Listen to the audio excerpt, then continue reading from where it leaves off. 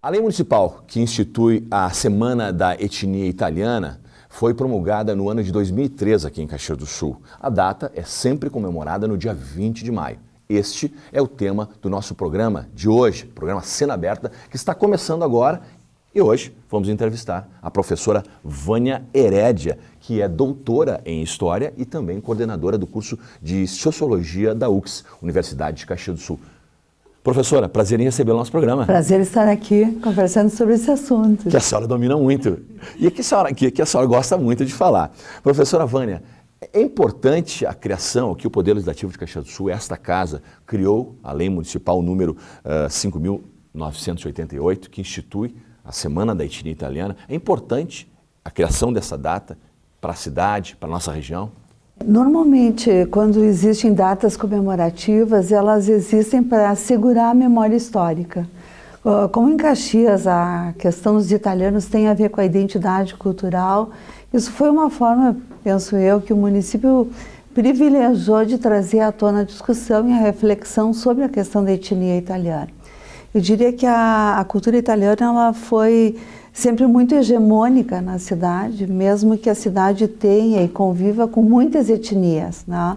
Nós diríamos que Caxias do Sul foi constituída por uma imigração europeia, né, no século XIX, e isso fez com que todo esse desenvolvimento inicial, baseado no desenvolvimento clássico, estilo europeu, estilo inglês, que passasse por todas as fases, atribuísse esse sucesso a essa etnia, principalmente porque foi a etnia de origem.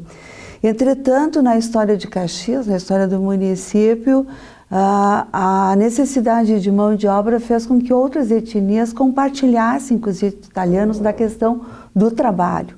Então, a imigração europeia, principalmente a questão italiana, ela deu início, ela deu suporte ao desenvolvimento econômico da nossa região, mas principalmente porque essa região se destacou na questão da indústria, ela precisou de outras etnias, né, no sentido da mão de obra para fazer o seu desenvolvimento. Mas eu diria que hegemonicamente a questão italiana foi, por muito tempo, predominante. Agora, professora, a senhora falou em discussão, existe a necessidade de manter permanentemente este debate, a discussão sobre a cultura italiana, para que a cultura, traços, enfim, costumes não se percam? É lógico, porque a própria força dos italianos ainda está muito viva nessa região. Tem um discurso dominante, né, em relação à presença deles na questão, principalmente dos hábitos culturais, na questão da gastronomia, em alguns aspectos religiosos. Então eu diria que refletir significa colocar à tona, na realidade, a própria discussão e também abrir para outras questões que possam trazer a questão étnica. Porque o sentido da identidade étnica, ele tem a ver com a questão do povo. E muitas vezes nós confundimos isso com a questão de pertencimento à nação, a questão de raça, a outros elementos culturais. Isso se confunde bastante? É muito frequente. Porque a identidade nacional, muitas vezes, ela precisa desses elementos culturais para estar forte, para estar integrada. Na nossa região, a identidade europeia sempre foi muito presente. Então, ter um dia, eu diria assim, as comemorações, ao meu ver, as comemorações históricas, elas têm esse sentido não apenas de festejar, mas de refletir, né? Da ação, da presença, daqueles hábitos, principalmente práticas culturais, que marcam a vida dos habitantes de uma região e que muitas vezes estão no processo inconsciente. É preciso saber, né, por que nós escolhemos muitas vezes a dar nome, né, às nossas ações, às nossas escolhas, e isso é muito importante na cultura. Na sua opinião, professora, o que não pode faltar numa discussão dessas que nós estamos falando sobre discussão de etnia, de cultura? A história. Eu vejo que a Caxias recebe muitas pessoas de fora, né? Então é importante que a história esteja viva, né? A história do país, integrada com a história da região, integrada com a história do município. Isso faz com que as pessoas exerçam um sentimento de pertencimento, ou seja, porque se elas não conhecem, se elas não têm o acesso à cultura, elas repetem questões que muitas vezes não possuem significados compreensíveis sobre o seu próprio agir, né? Então, eu diria que a história pode oferecer isso, a cultura política, né? A leitura, o cinema hoje, que é muito presente, né? Um bom documentário, boas notícias, e tudo isso pode ajudar a colocar os indivíduos no presente. E que importância a senhora acha que tem isso, na sua visão, professora, para esses descendentes? A gente ficar discutindo a semana, a gente discutiu o tema, a gente termos aí essa lei que instituiu a Semana da Etnia Italiana. Que importância a senhora acha que tem para quem é descendente? Eu vejo que para os descendentes sempre existiu um mito da cultura europeia e que nas últimas décadas esse mito de alguma forma ele foi aberto e descodificado. Mas sempre é importante valorizar as nossas origens, mas para podermos valorizar as nossas origens, os elementos que nos tornam aquilo que nós somos, né, nós precisamos saber, né, por que nós somos hoje aquilo que certamente foram os nossos antepassados.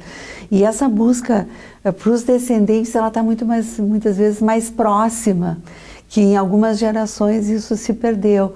Eu vejo que a universidade teve um papel muito importante nos anos 70, numa disciplina que se chamava EPB, com o professor Luiz Deboni.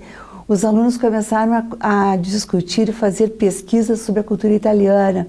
E muitos resgataram o sentido puro do conceito de colono. Isso mudou a vida de muitos descendentes que antes viam com um aspecto muitas vezes pejorativo, trabalhar na terra, e a partir dali se colocaram novamente com um papel importante, a questão do orgulho e da honra, de terem migrado, de saberem que eram pobres, de reconhecerem que ganharam a terra, que tiveram possibilidade de acesso à terra. Então, os coloca num lugar, né, onde eles possam identificar aquilo que foram as vitórias, as conquistas, os desafios, os dilemas, mas ao mesmo tempo reconhecer tudo aquilo que eles têm hoje em relação à própria sociedade brasileira. A senhora acha que hoje, os tempos de hoje, está mais difícil manter as tradições, alguns hábitos, costumes? Hoje está mais difícil? Sem sombra de dúvida. Por que a senhora acha, professor? Nós temos um conflito muito grande entre as questões globais e as questões locais.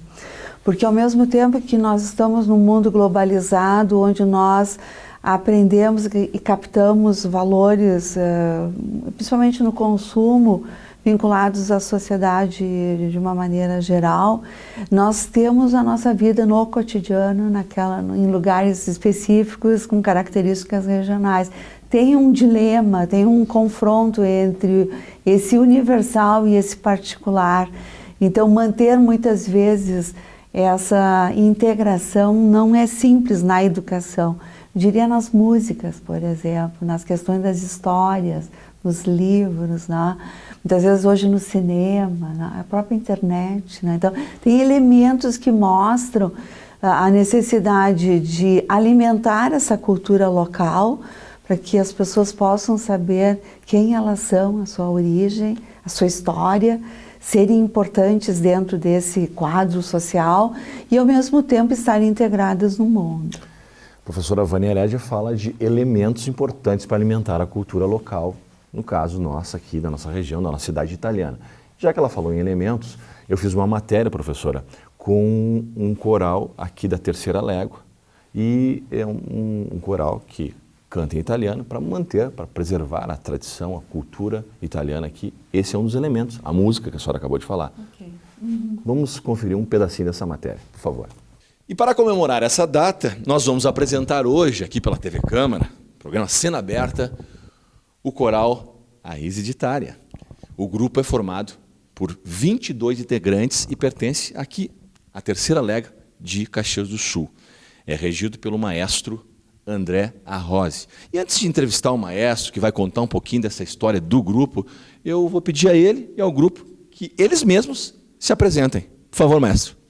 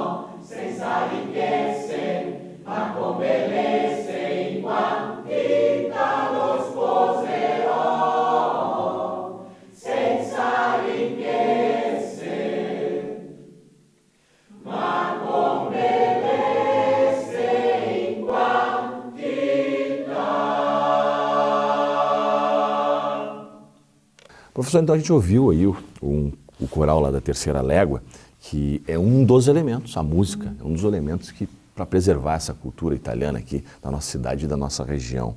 O senhor acha que existem elementos que estão se perdendo? Por exemplo, a fala, o dialeto, que estão chegando, as novas gerações estão chegando e não estão falando mais.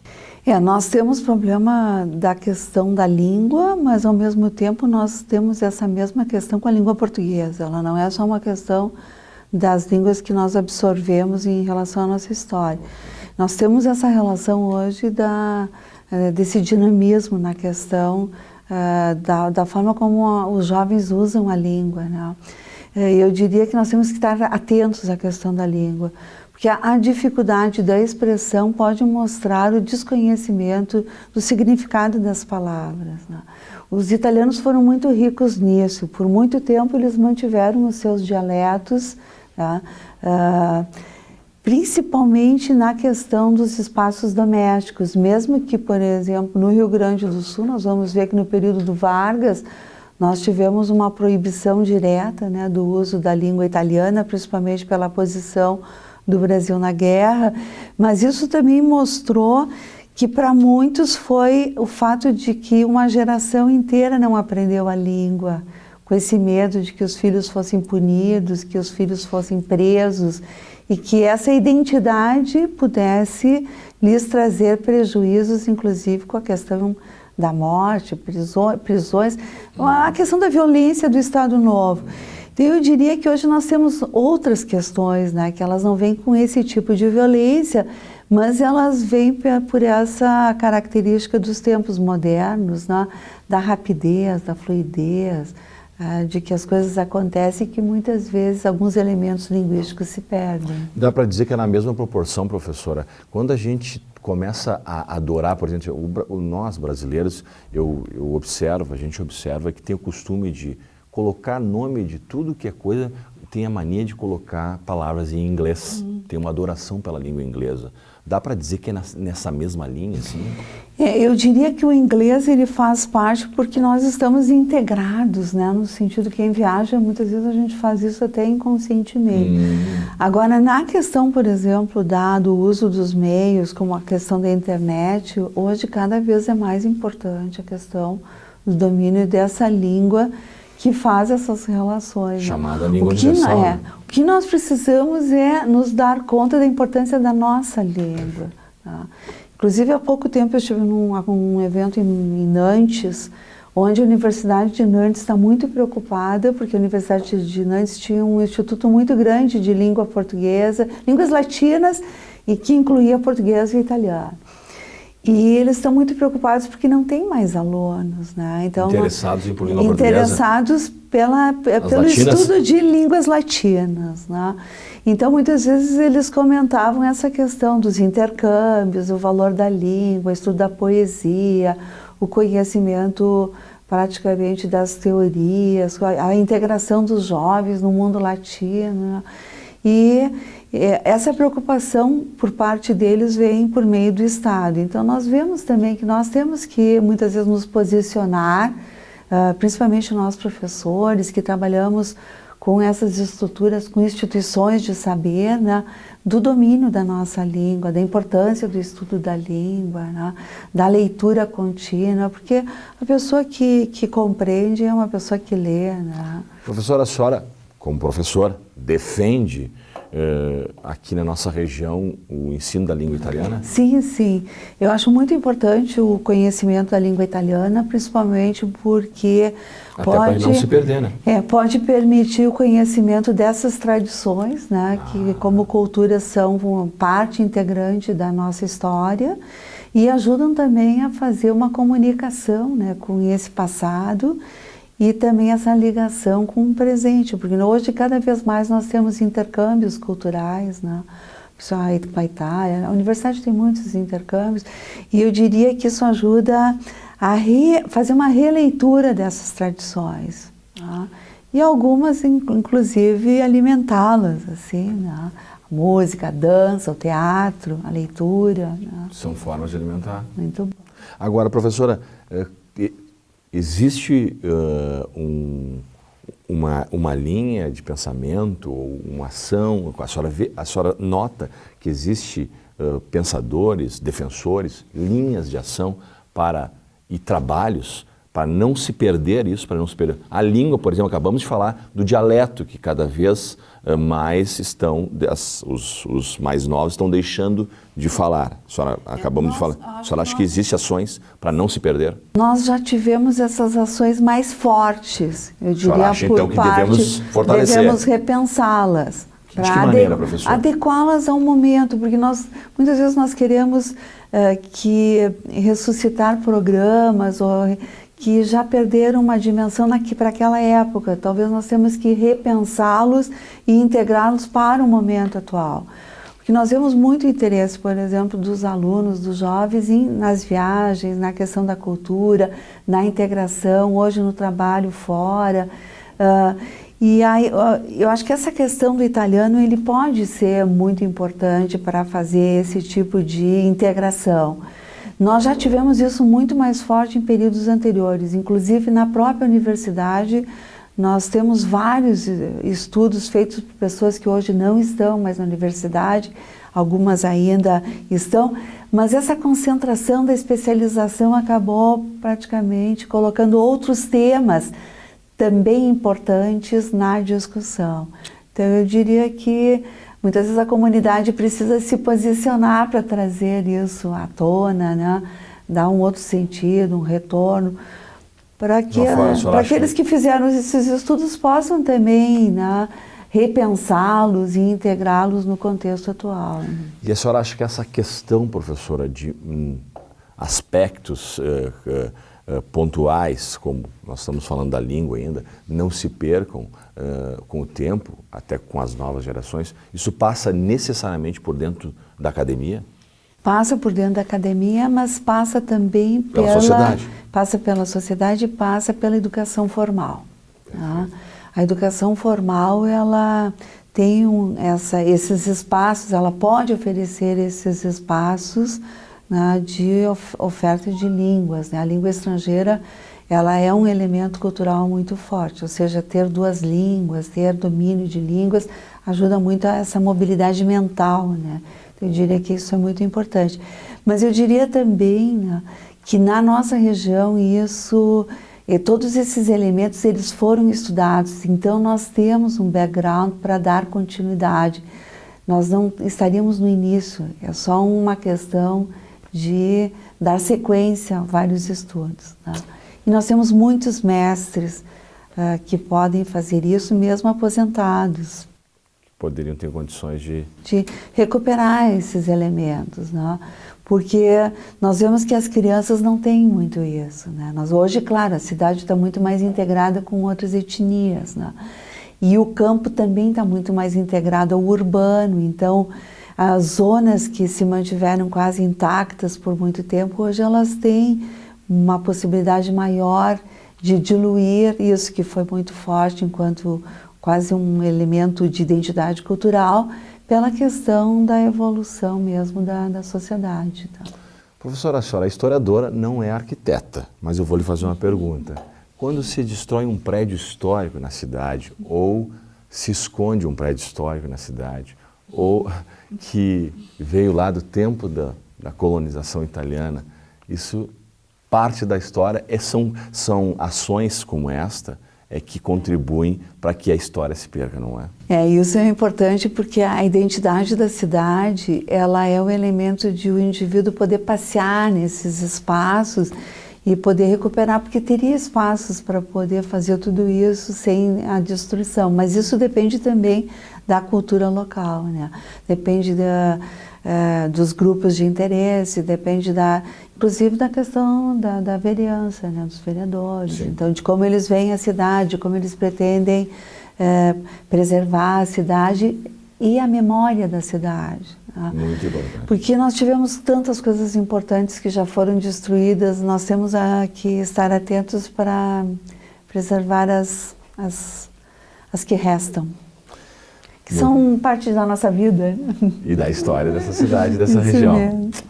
Tá certo. Nós conversamos com a professora Vânia Heredia, professora da Universidade de Caxias do Sul, coordenadora do curso de Sociologia, doutora em História. Antes de agradecer a professora, a gente ainda tem mais um pedaço do nosso coral lá da Terceira Légua, que apresentamos uma música agora, vamos apresentar mais duas, que é parte, né, música, parte da cultura italiana, preservar, né, as tradições através da música, é isso que faz este coral. E eu queria dizer que são mais duas músicas para finalizar esse nosso programa. E antes de a gente apresentar essas duas músicas, eu queria agradecer muito a presença da professora Vânia Heredia aqui no nosso programa. E sucesso para a senhora, professora, lá na universidade. E obrigado pela participação no programa. Obrigada. Conto com vocês na luta da preservação da nossa memória. Pode contar conosco sempre. Muito obrigado pela presença. Obrigada. Vamos acompanhar então a matéria final com o coral da Terceira Légua. Esse é o grupo Radice d'Italia. Maestro, por favor, aquela câmera para o senhor. Maestro André, quero que o senhor conte um pouquinho a história do grupo, quando nasceu, como é que foi a formação aqui na Terceira Légua para os nossos telespectadores. Bom, o grupo Radice d'Italia, o coro, começou em 2007, no início do ano. É um coro que dentro do cenário folclórico italiano, ele é um pouco diferente dos grupos de cantoria que a gente vê. Que diferença é essa, mestre? Normalmente os grupos de cantoria têm o auxílio instrumental de acordeon, violão, e o nosso coro, então, ele é de 4 vozes distintas, né? Baixos, tenores, sopranos e contraltos. Isso é básico?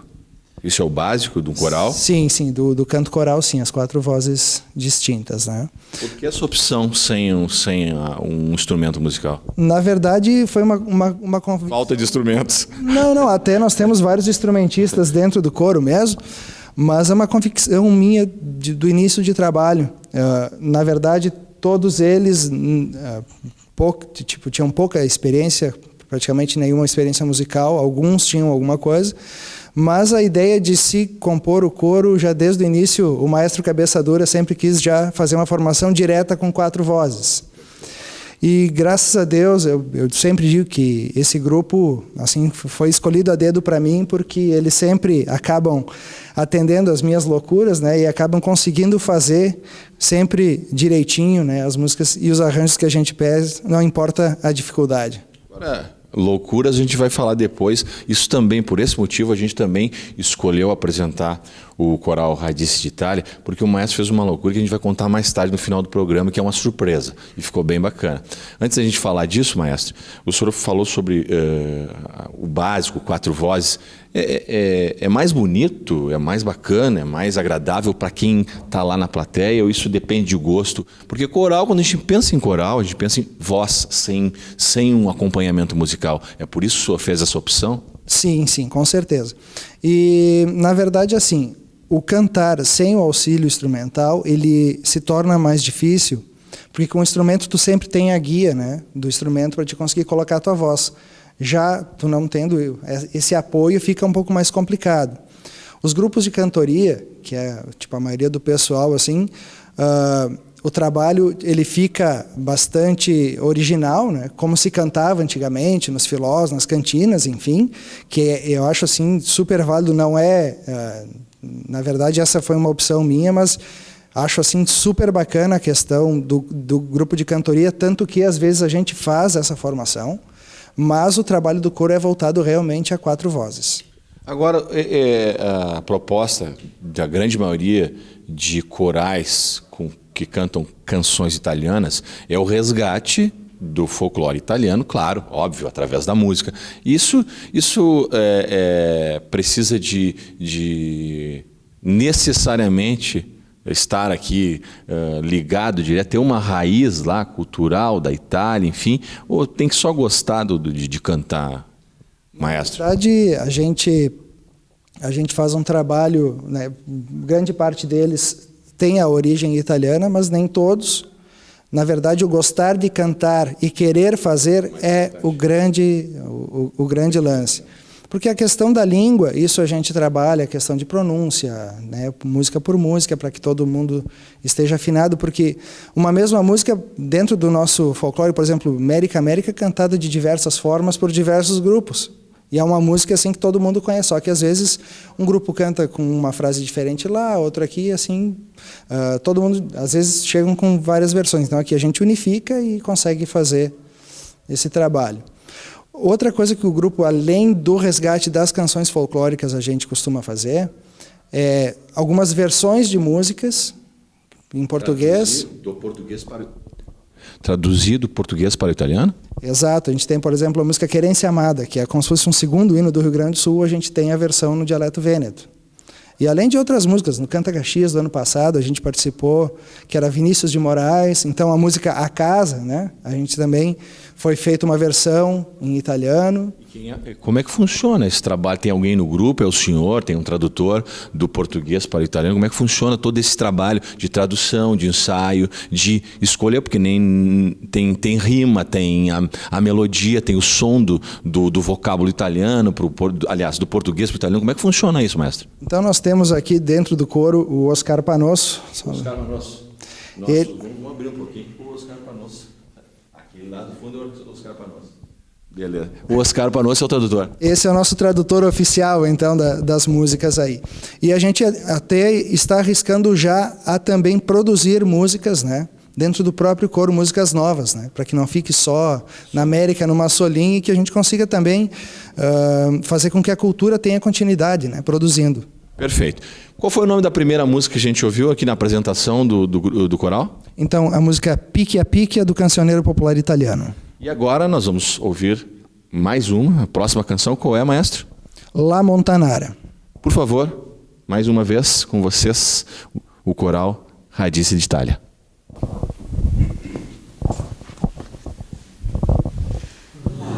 Super le montagne, tra boschi e mari d'or, tra la sperupe che già un cantico d'amor, lassù per le montagne, tra boschi e mari d'or, tra la sperupe che già un cantico d'amor.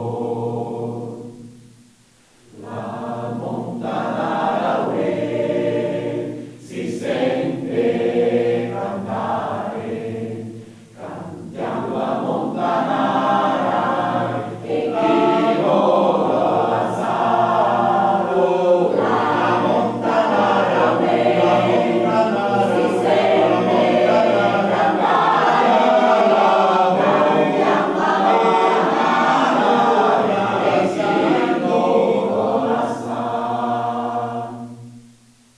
La montanara si sente cantare, cantiamo la montanara e chi lo Lazzaro.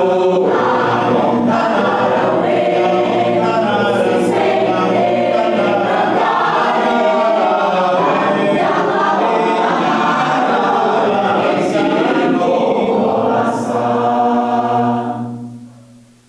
Lassù sui monti, dai rivi d'argento, una campana cosparsa di fior, era la piccola dolce dimora di Soregina, la figlia del sol. La figlia del sol. La montanara si sente cantare, cantiamo la montanara e chi lo Lazzaro. La montanara si sente cantare, cantiamo la montanara e chi lo Lazzaro. La montanara si sente cantare, cantiamo la montanara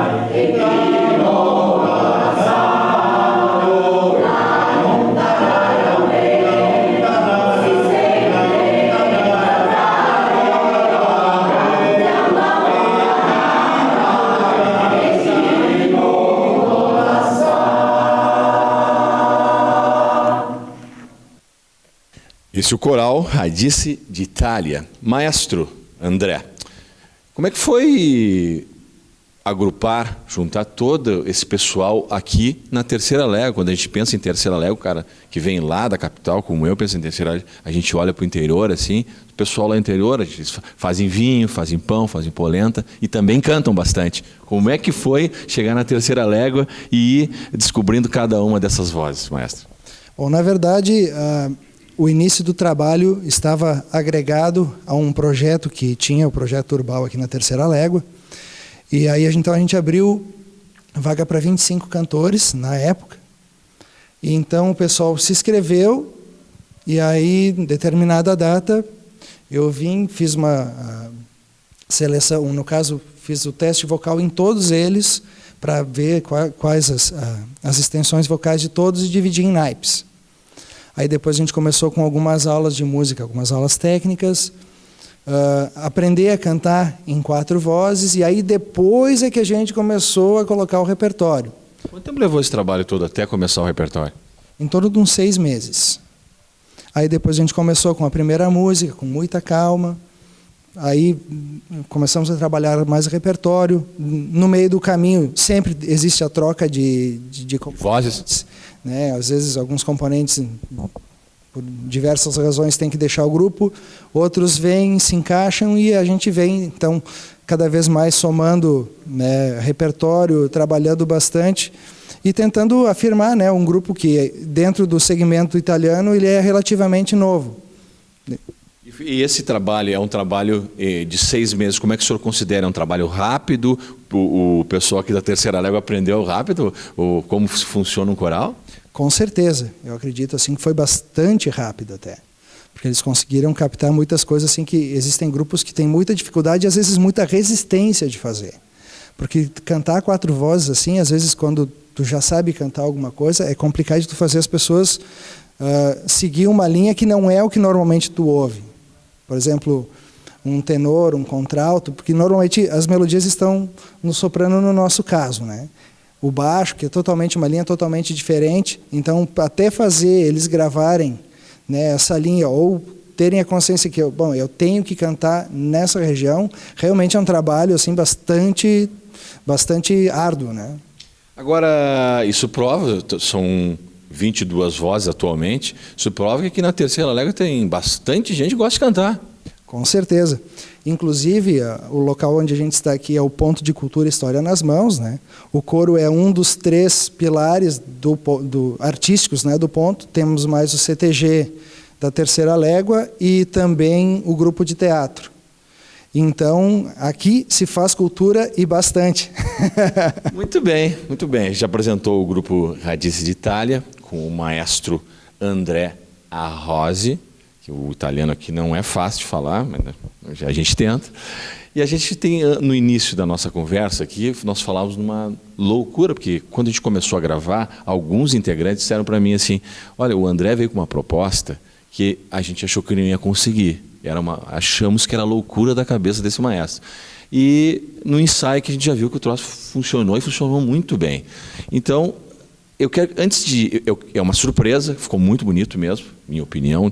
Eu não sou repórter opinativo, mas a gente viu antes o ensaio, ficou bem bacana. Maestro, conta um pouquinho dessa loucura que foi trazer uma proposta lá da universidade, da sala de aula, de uma disciplina que você cursa lá na universidade, ou cursou, e trouxe aqui para o coral. Conta um pouquinho dessa história. Bom, eu estou cursando então a licenciatura em música desde 2010, a primeira turma que tem na universidade. E durante o curso, então, a gente tem 4 estágios. O estágio 4, tu tem a oportunidade de fazer uma oficina com algum grupo, tu pode trabalhar com uma banda marcial, enfim. E como eu já estava trabalhando com o coro, eu pensei em trazer um projeto já que fosse bacana, que trouxesse mais essa parte técnica para eles, né, que tivesse um ganho dentro de alguns conceitos mais modernos de educação musical. Então, pensei numa música que a gente ouve muito nas formaturas, enfim, em eventos, que é a música Conquest of Paradise, do Vangelis. E aí eu acabei montando um arranjo que se usa simplesmente o corpo para fazer todos os efeitos. Então a gente canta, a gente faz efeitos vocais e usa o corpo como percussão. Então percussão corporal, né, que é uma coisa que é bastante usada, assim, mas não dentro desse tipo de grupo. E Não é comum isso com esse tipo de grupo, essa percussão corporal, já que isso não é normal. Dentro do gênero italiano. Muito bem. Então, apesar dessa música não ser uma música folclórica italiana, então tipo, eu quis trazer para eles uma coisa diferente, que fosse agregar musicalmente, tecnicamente e também um belo desafio, né? Eu ouvi que eles chamaram o senhor de louco. Ah, com certeza. Na hora que eu expus o trabalho para eles, assim, foi uma surpresa muito grande da parte deles. Mas eu sabia com quem eu estava lidando e... Que tinham capacidade. Com certeza. Muito obrigado, maestro. Então vamos ouvir então esse projeto, essa proposta inovadora do maestro André Arrossi e o coral Radice de Itália. Eu fico por aqui e até a próxima.